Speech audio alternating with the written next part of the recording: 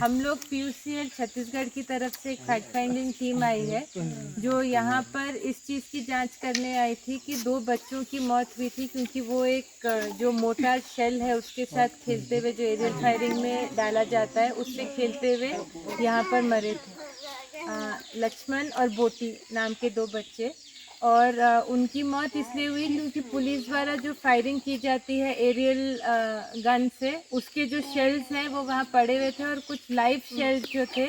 वो बच्चों ने खेलते हुए पाए। ये मार्च में फायरिंग हुई थी जिसमें एक राजी नाम की महिला को चोट भी लगी थी और उसके बाद ये जो शेल था ये शेल बच्चों को खेलते हुए वो तेंदुपत्ता बीन रहे थे और तेंदुपत्ता बीनने के बाद वो लोग जब घर गए खाना खा के आ रहे थे तो उनको ये मिला और इस उत्सुकता से वो इसको देखने लगे और वो उनके हाथ में फट गया। शायद जब ये गिरा था मार्च में तब ये मिट्टी के अंदर धंस गया था क्योंकि मिट्टी गीली थी और इसलिए वो जब सूखा होगा मिट्टी तो उनको दिखा होगा और उन्होंने वो उससे खेला। 8-9 साल के बच्चे थे, एक 8-9 साल का था, एक 12 साल का था और उनकी मौत हुई। इसी तरीके से 2 पुराने शेल्स भी यहाँ पे मिले जो जनवरी की फायरिंग में शायद यहाँ पे मार्च या जनवरी में यहाँ पे गिरे होंगे। और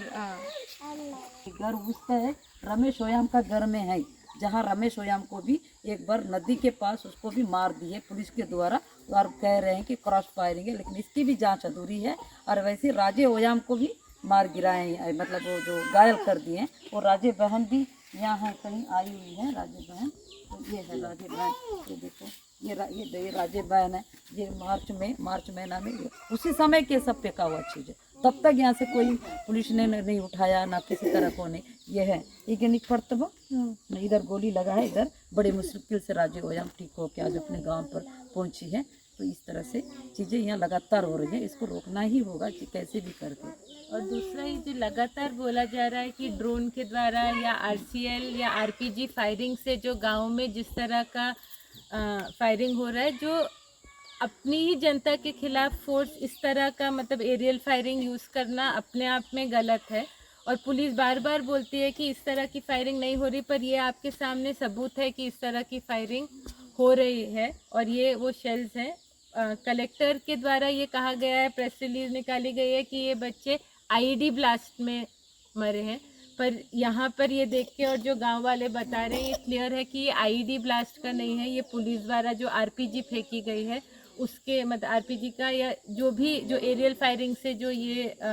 शेल्स या बम गिरे हैं उससे ये बच्चे उसी का है। और एक तरफ यहाँ तो हर चीज़ ये कहा जा रहा है ना। अब देखो इसमें अगर हमारे बच्चे इससे वो करके ख़त्म हो गए हैं उनकी मौत हो गई है तो नक्सली हर चीज़ में नक्सली का पेड़ में चढ़ के कुछ वहाँ से गोली मार दें तो नक्सली जमीन के नीचे में दस गया कुछ अगर दस के इस तरह से चीज़ें घटना का सामने आ रहा था नक्सली अरे मतलब नक्सली के नाम से बचने का हर तरह से प्रशासन सरकार कोशिश कर रही है वो बचने का ही है। और अभी तक बताओ 12 तारीख का घटना हुआ है उन बच्चे की मौत हुई है लेकिन एक भी कोई सरकार तरफ से कोई टीम आके यहाँ जायजा नहीं लिया। और अभी भी उस एक डर का और खौफ का यहाँ पर वो बना हुआ है। आज यहाँ के लोग इस बात से परेशान हम खेती कैसे करेंगे और तो कहीं ज़मीनों में तो नहीं दसा होगा और तो खेतियों में नहीं दसा होगा यहाँ खेत जोतने के लिए डर समाया हुआ है। लेकिन फिर भी शासन प्रशासन सरकार को इस बात का कोई फिक्र नहीं है कोई इस तरह की जायजा लेने नहीं आए हैं तो ताकि हम जायजा ले सकें। लेकिन ये जानबूझ के ये कर रहे हैं तो ऐसा लगता है जितना भी यहाँ इस तरह हो जाए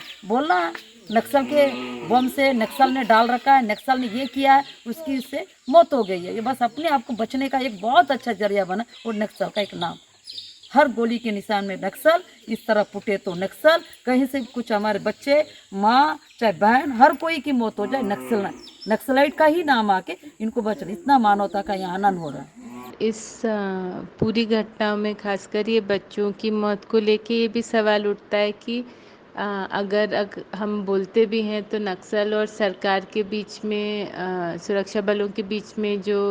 लड़ाई है उसमें इस तरह के जो बच्चे हैं या जिनका इससे कोई लेना देना नहीं है उन लोगों की मौतें और कितनी होंगी जिसको जो कभी कहा जाता है कि क्रॉस फायरिंग में हुआ या इस तरह से जो गोले फेंके गए हैं उनकी वजह से हुआ। तो इसमें सरकार को अपनी जिम्मेदारी लेके ये घटनाएं कैसे ना हो और इस पूरी जो ये पूरी समस्या है, अगर सरकार भी बोलती है कि नक्सल उन्मूलन के नाम पे ये युद्ध लड़ा जा रहा है, तो इसके राजनीतिक हल ढूंढने की ज़रूरत है। केवल सुरक्षा बल बढ़ाने या इस युद्ध को और तीव्र करने से जो सिविलियन है वो मौतें और ज़्यादा होंगी, और उसके लिए भी फिर सरकार को सोचना पड़ेगा। खबर लहरिया, आपकी खबर आपकी भाषा।